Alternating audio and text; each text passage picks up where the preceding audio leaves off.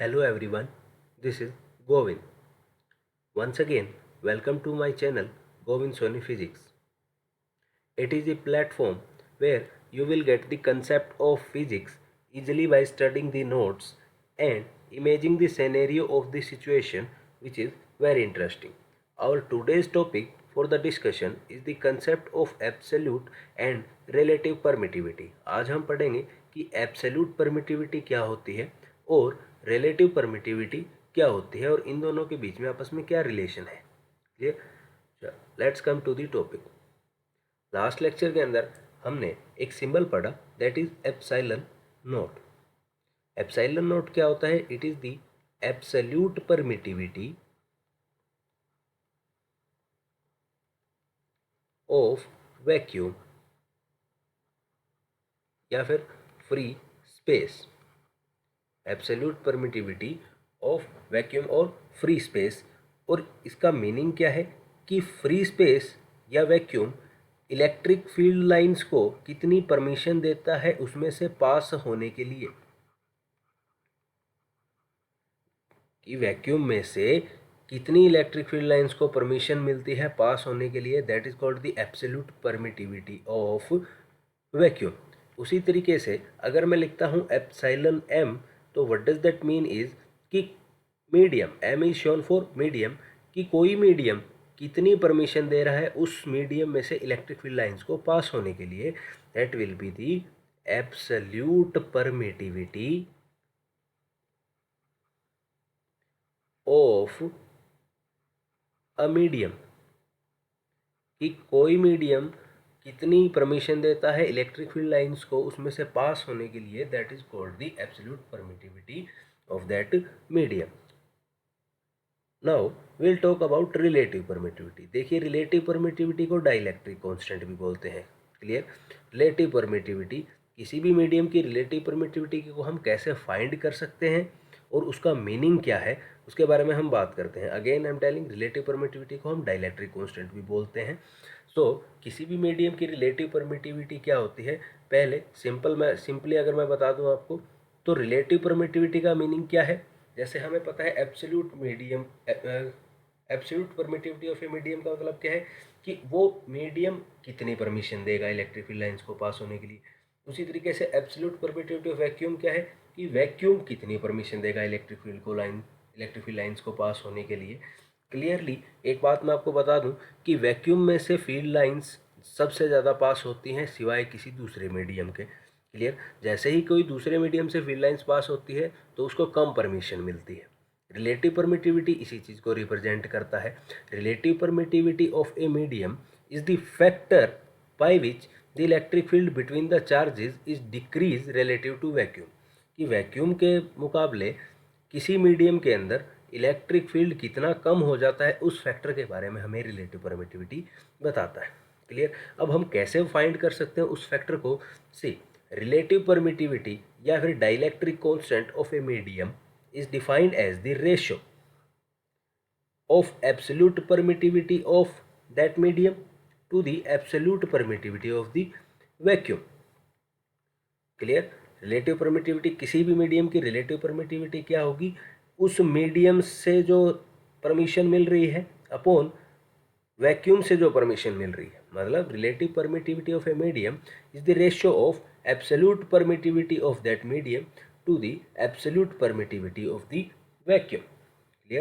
Relative permittivity is the ratio of absolute permittivity of that medium to the absolute permittivity of the vacuum.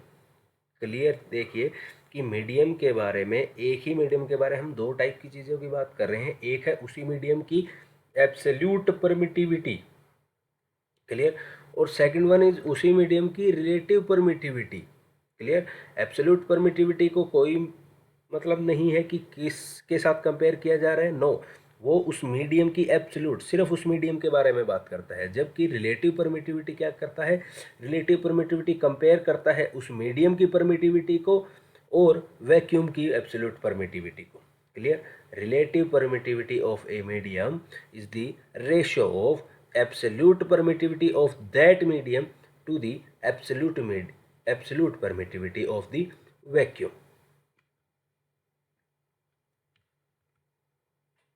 Now अब हम कैसे और relation find कर सकते हैं, चलिए इसी बारे में देखते हैं। अभी तक जो हमने पढ़ा वो क्या चीज़ है, that is epsilon r relative permittivity of any medium is the absolute permittivity of that medium to the absolute permittivity of the vacuum. Clear. चलो इस सिनेरियो को थोड़ा इमेजिन करते हैं, कैसे कि मान लेते हैं दो चार्जेस है क्या, Q1 और Q2, Q1 एंड Q2। सी ये हमारे पास क्या है, Q1 है, ये क्या है, Q2। ठीक है, कोई दो चार्ज बॉडी चार्ज ऑब्जेक्ट है जिनके ऊपर चार्जेस कितना है, Q1 और Q2। हमें पता है अगर उनके ऊपर चार्ज है, पॉजिटिव चार्ज है तो एक दूसरे को रिपेल करेंगी, दोनों के ऊपर नेगेटिव चार्ज है तो भी एक दूसरे को रिपेल करेंगे, और दोनों के ऊपर डिसिमिलर चार्ज लाइक एक पर पॉजिटिव चार्ज और एक पर नेगेटिव है तो एक दूसरे को अट्रैक्ट करते हैं। क्लियर। तो मान लेते हैं कि 2 पॉइंट चार्जेस है are placed at a distance r, उन दोनों के बीच की जो डिस्टेंस है दैट इज आर।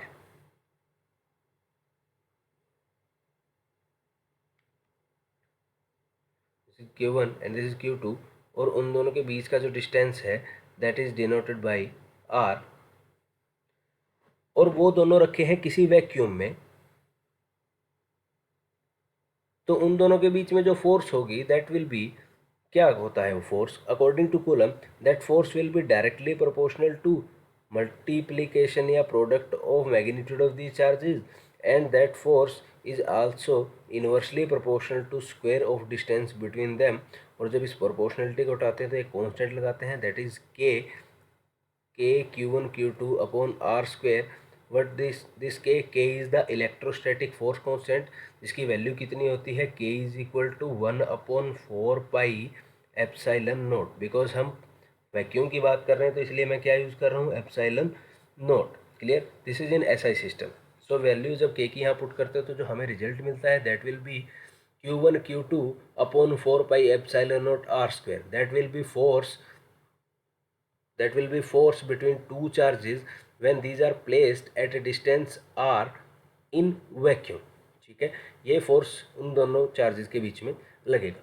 अभी इन्हीं दो चार्जेस को वैक्यूम की बजाय अगर किसी मीडियम में रखते हैं,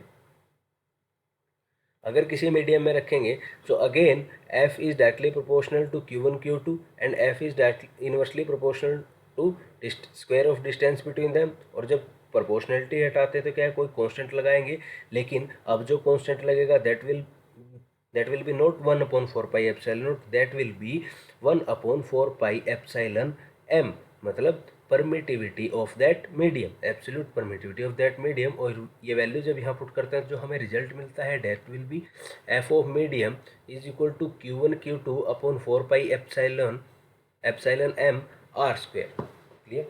यहाँ और यहाँ क्या डिफरेंस है, वही दो सेम चार्जेस है, उनके बीच में सेम डिस्टेंस है, बट ये केस कब है, जब उन चार्जेस को वैक्यूम में रखा गया, ये केस कब है, जब उन चार्जेस को मीडियम में रखा गया। क्लियर। तो ये डिफरेंट फोर्स की वैल्यूज हमें मिलेगी अलग अलग मीडियम के लिए। क्लियर। तो अगर मैं इन दोनों इक्वेशंस को डिवाइड करूँ, dividing equation 2/3, so F of vacuum upon F of medium is equal to this upon this. Clear. So this is the scenario. अब ऊपर क्या है, Q1 Q2 upon 4 pi epsilon r square, जबकि नीचे है Q1 Q2 upon 4 pi epsilon m r square. Q1 Q2 और 4 pi are square, Q1 Q2 और 4 pi are square एक दूसरे से कैंसिल हो जाते हैं बिकॉज सेम थिंग्स है। बचा क्या, ऊपर बचा है 1/4 एप्सिलॉन नॉट और नीचे बचा है 1/एप्सिलॉन m। और जब ये इन्वर्स को मैं करता हूँ ऊपर नीचे तो फाइनली जो वैल्यू मिलती है वो क्या है, epsilon of m on epsilon not. Clear. F of vacuum,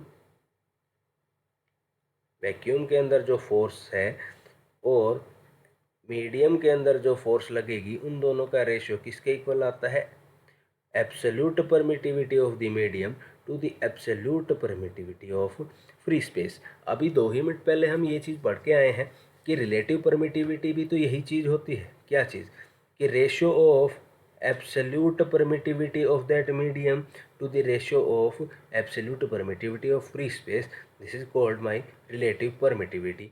तो यहाँ पर रिलेटिव परमिटिविटी की एक इस डेफिनेशन के अलावा एक और डेफिनेशन बनती है क्या, कि relative permittivity is the ratio of force experienced by the charges in vacuum to the force experienced by the charges in that medium. Clear? That is relative permittivity is equal to epsilon m upon epsilon naught भी होता है, और relative permittivity is the ratio of force in vacuum between two charges at a distance r to the force between same charges at the same distance in the medium. Okay, यहाँ से हमें क्या मिला कि epsilon m upon epsilon naught, जिसको हम relative permittivity बोल रहे थे, that is also equal to force between the charges in vacuum to the force between the charges in medium. इसको भी हम रिलेटिव परमिटिविटी बोलते हैं. हेंस डाइलेक्ट्रिक कांस्टेंट कहूँ या रिलेटिव परमिटिविटी, बात सेम है. ठीक है, किसी भी मीडियम की डाइलेक्ट्रिक कांस्टेंट या relative permittivity may also be defined as the ratio of electrostatic force between two charges separated by a certain distance in vacuum to the force between the same two charges separated by the same distance in that medium. I hope it is clear. So relative permittivity की दो type से हम find कर सकते हैं, epsilon m upon epsilon not, that will be the relative permittivity of this medium, या फिर उस मीडियम की रिलेटिव परमिटिविटी क्या हो सकती है, उन चार्जेस के बीच में फोर्स जो वैक्यूम में लग रहा है और उन्हीं चार्जेस के बीच में और उसी डिस्टेंस के ऊपर जो फोर्स मीडियम में लग रहा है, उन दोनों का रेशियो जो होगा that will also be relative permittivity. अभी हम रिलेटिव परमिटिविटी के कुछ इंपॉर्टेंट पॉइंट पढ़ लेते हैं. रिलेटिव परमिटिविटी को थोड़ा सा और अच्छे से डिस्क्राइब कर लेते हैं कि कैसे उसको हम समझ सकते हैं. सी, डाइलेक्ट्रिक कांस्टेंट या relative permittivity has no unit. Because reason क्या है कि रिलेटिव परमिटिविटी ये क्या है कि किसी मीडियम की परमिटिविटी और वैक्यूम की परमिटिविटी, अभी यहाँ पर जो यूनिट्स होंगी यहाँ पर भी वही सेम यूनिट है, और जब सेम यूनिट्स हैं तो हम जब इनका रेशो फाइंड करते हैं तो उससे जो रिजल्ट मिलता है उसकी क्या होगी, कोई यूनिट नहीं होगी. क्लियर? सो डाइलेक्ट्रिक कांस्टेंट या रिलेटिव परमिटिविटी की कोई यूनिट नहीं होती, जबकि एब्सोल्यूट परमिटिविटी की यूनिट होती है. एब्सोल्यूट परमिटिविटी की यूनिट क्या होती है, दैट इज़ वेरी सिंपल. हमें पता है F is equal to Q1 Q2 upon 4 pi epsilon naught r square. तो हमें जब एप्साइलन नोट मतलब relative absolute permittivity of free space की यूनिट चाहिए, तो that will be equal to क्या हो जाएगा, Q1 Q2 upon F into 4 pi r square. Clear? Q1 और Q2 दोनों की जो यूनिट होगी दैट विल बी कूलम. दो चार्जेस है तो कूलम स्क्वायर. फोर्स की जो यूनिट होगी न्यूटन. ऊपर जाता है तो क्या होगा, न्यूटन इनवर्स. 4 की कोई यूनिट नहीं, पाई की कोई यूनिट नहीं, आर इज़ द डिस्टेंस, और ऐसे सिस्टम में डिस्टेंस की यूनिट होती है मीटर. ऊपर जाता है तो क्या हो गया, meter -2. Clearly this is the unit of absolute permittivity. अब मीडियम की भी यही यूनिट होगी. मीडियम के अंदर जो एब्सोल्यूट परमिटिविटी होगी उसकी भी यूनिट है. वैक्यूम के अंदर जो एब्सोल्यूट परमिटिविटी होगी उसकी भी ये यूनिट है. जब ये दोनों ऊपर नीचे फ्रैक्शन लेंगे तो ये दोनों वैल्यू कट जाती हैं और रिलेटिव परमिटिविटी की कोई यूनिट नहीं बचता है. तो this is it has no unit. Next one, its value is 1 for vacuum. देखिए, किसी भी वैक्यूम की रिलेटिव परमिटिविटी क्या होती है, किसी भी मीडियम की रिलेटिव परमिटिविटी क्या होती है, उस मीडियम की जो परमिटिविटी है अपॉन परमिटिविटी ऑफ वैक्यूम या फ्री स्पेस. अभी हमें रिलेटिव परमिटिविटी फाइंड करनी है वैक्यूम की ही, तो ई एम की जगह क्या लिखेंगे, एप्सिलॉन नोट. एप्सिलॉन एम की जगह क्या लिखेंगे, एप्सिलॉन नोट. नीचे भी एप्सिलॉन नोट. वैल्यू क्या आ रही है, 1. सो वैक्यूम की जो रिलेटिव परमिटिविटी होगी दैट विल बी 1. ठीक है, जबकि वैक्यूम की एब्सोल्यूट परमिटिविटी की वैल्यू 8.854 × 10⁻12 समथिंग होता है. क्लियर? बट वैक्यूम की रिलेटिव परमिटिविटी कितनी होगी, 1. क्लियर? और किसी भी दूसरे मीडियम की जो रिलेटिव परमिटिविटी होगी वो क्या होगी, greater than 1. That is greater than 1. For example water की जो रिलेटिव परमिटिविटी है दैट इज 80, एंड मेटल्स की जो रिलेटिव परमिटिविटी होती है that is infinite. Next, experiment shows that value of relative permittivity decrease with the rise in temperature.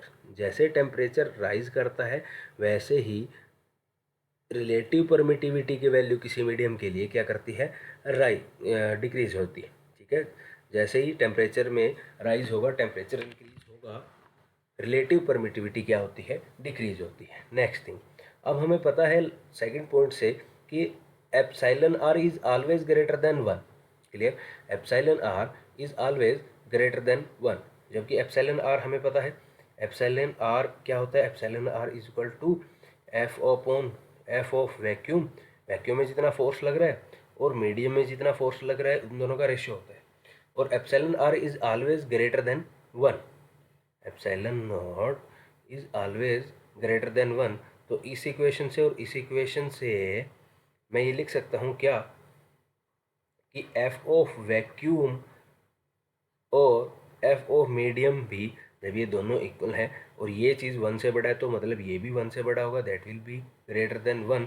So F of vacuum is greater than F of medium.